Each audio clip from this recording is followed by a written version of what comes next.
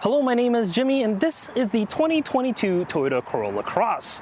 The Corolla Cross slots in between the CHR as well as the bigger RAV4, and it's basically, like the name suggests, a Corolla, but, well, just lifted and higher riding and more SUV-ish. But is it the right car for you? Let's find out in this video. Let's start off with the looks. The front end is like an angry bulldog. The LED headlamps, they actually look pretty good up here. And you got a really upright grille that kind of looks like the RAV4. In my eyes, this actually looks pretty good. In other markets, the Corolla Cross actually has a different grille, so it's actually a little bit different. On the bottom, there's plenty of black plastic cladding to make it, well, a little bit more rugged. As this is the top trim on the side here, we do get 18-inch wheels. They look actually pretty good. And the overall shape, it's, well, like your typical CUV or SUV. We got the high roof line, so, well, there's actually plenty of space inside, but we'll get to that in a bit. Throughout the exterior, you're actually going to see a lot of different places that says Corolla Cross. So you can't really mistake it for anything else out there. On the back end is pretty typical Toyota. You got LED tail lamps, and actually on the bottom, you can hook up a hitch and tow up to 1,500 pounds. It's not too bad for a little compact SUV like this. If we open up the tailgate, we get 24 cubic feet, which actually is pretty good. Because this is the top trim, it is electrically powered, so you don't have to manually open it yourself. But I mean, for such a small vehicle, I honestly wouldn't mind.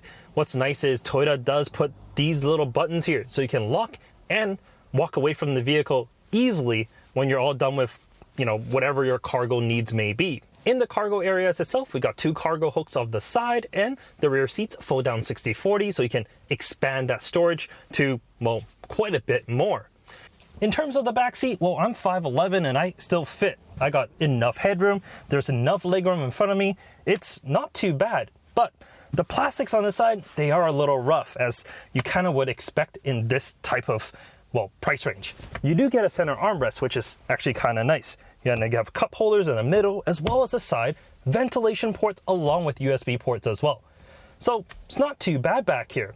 If you are thinking of putting child seats in the back, I have a separate video, but as you can see, a Kleck Ling infant seat does fit behind the driver here. I did have to move the driver's seat a little bit forward, and a rear-facing Kleck Fünf convertible does fit on the passenger side as well. I wasn't able to fit in front at my height of 5'11" in front of that seat at all. My legs were just completely twisted. There's just not enough space. But let's go back up to the front seats. All right, the front seats. These Softex pleather seats aren't bad at all, and I actually really like the dual tone color that they have. They're heated, but that's about it. They do have a electrical adjustable lumbar support on the driver's side, so you can really get comfortable to your driving position. They don't have that much lateral support, but it's a Corolla Cross. You don't need it. In front, it's 100% Toyota Corolla. Like, everything looks exactly like the Corolla. The steering wheel is the same and it works well. There's nothing to complain about there. And you get the half digital, half analog cluster that's found on the higher end Corollas as well. Once again, that works completely fine. If you have a lower end Corolla Cross, you don't get this layout. You get the base Corolla layout, which, once again, I think it's fine. There isn't a heads-up display, but because of this half digital, half analog layout, you can convert it from digital to analog. I think it's fine. For what it is, I don't have any problems with it. The infotainment, on the other hand, this is a dated system that's, well, exactly the same as the Corolla, the RAV4, and a whole bunch of other Toyota models. Would I have wished the newer system was to be in place here? Absolutely. The newer system works great, the one that's found in the new Tundra. But, I mean, the Tundra is a much more expensive vehicle, so maybe later they'll trickle that down to this. But for now, I mean, you have some dedicated buttons, which is nice, but it's so slow. It's just not the most intuitive menu system, and the colors are not great. It has CarPlay, but you have to plug it in. So there's just, well, things that aren't the best in terms of this infotainment system itself. But the climate control is easy to use. It is a dual zone climate control. There's no problems with that. As for the rest of the interior, I like this dual tone color scheme that this vehicle has. This upper white part and the lower brown and black, it actually works pretty well in my eyes. When I first got in it, I was like, dang, this actually looks pretty good. It looks pretty premium. But things kind of fall short when you start feeling the plastics.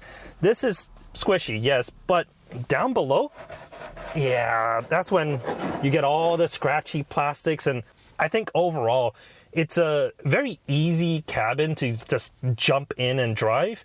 And that's what the Corolla Cross is about. It's for someone that just wants a vehicle that's easy. I mean, the Corolla's always been about that. It's never about, oh, it has to be the most functional. It has to be the fastest. It just has to be the best all-around vehicle. And they did this, well, the exact same with the Corolla Cross, except you get more space. So it actually makes sense. But let's go for a drive, because we do have to feel what it's like on the road a little. Underneath the hood, don't expect anything crazy. It's the same 2-liter that's in the Toyota Corolla. It has 169 horsepower and 150 pound-feet of torque. That is not a lot. So yeah, don't expect blazing speeds, because a 0 to 60, it's about like 9.5 seconds. That's decently slow. But I mean, it's designed for the city. Do you really need to go up to 60? Maybe not so much. The thing that is kind of unique on the Corolla Cross, as well as a regular Corolla, is the transmission. It is a CVT, like most Toyota vehicles are, but this has a traditional first gear. So it has an actual first gear, like a physical first gear. Then you get into the rubber band of, well, the CVT itself, which means when you're taking off, you're in that first gear, and it does feel a little bit better than if it's full CVT like most other CVT vehicles are. It just feels a little bit better. Would people that's driving this notice that? I don't think so, because no one's really driving this that aggressively to care for that initial first gear. And to have that kind of throttle response for it, yeah, I honestly don't think that people that are shopping this segment even knows what a CVT is. But what you will know is fuel savings. Because this little Corolla Cross is lighter than a RAV4, and it has a 2-liter rather than the 2.5 that's in the RAV4, you save fuel, which is great. It absolutely is. But if you are really looking to save more fuel, well, wait, because there's going to be a hybrid version of this coming out next year. And that's the one you want, because while this 169 horsepower is sufficient, the hybrid's just going to be better. Because it is a hybrid and it has an electrical motor, it just brings you a little bit more torque on the lower end, which means acceleration is going to be a little bit more snappy. So if you are looking to have maybe something a little bit quicker and still have this overall shape, just give it a year. Corolla Cross Hybrid is going to be coming, and that's the one that you will like. In terms of the ride and handling, well, it rides and it handles. That's really what you need to know. It's a Corolla Cross. It's not some like expensive vehicle that you're gonna have great handling with. I mean, it's fine. It's actually very comfortable, but you're not gonna get like the best handling vehicle in the segment. You can leave that to maybe like the Mazda, for example. The CX-30, which is in this class, does drive quite a bit better, but you're going to be spending a whole lot more money with the CX-30 comparing to this. As equipped, this Corolla Cross is just shy of 34,000 Canadian dollars.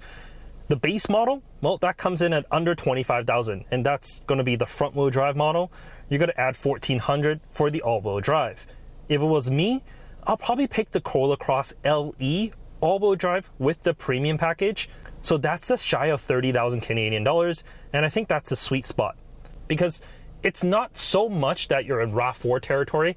I mean, it still is like the base model, but you get more for the Corolla Cross. And I think that's really good.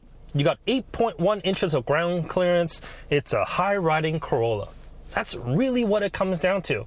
If you're in the market for a Corolla, but you have back pain, for example, this is going to be better because it's going to be easier for you to get in and out of. The Corolla being, you know, a regular sedan or hatchback, when you get out of the vehicle, you have to step out of it. This, you just glide in and out.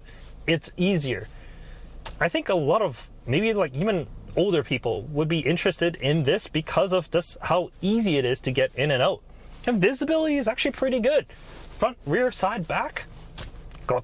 I mean, the windows themselves are decently large. It's not as big as like Subaru Forester, but also not paying Subaru Forester money. And that's really it. If you have any questions, leave them in the comment section down below. Like the video if you do, subscribe if you want to see more, and we'll catch you next time. Take care.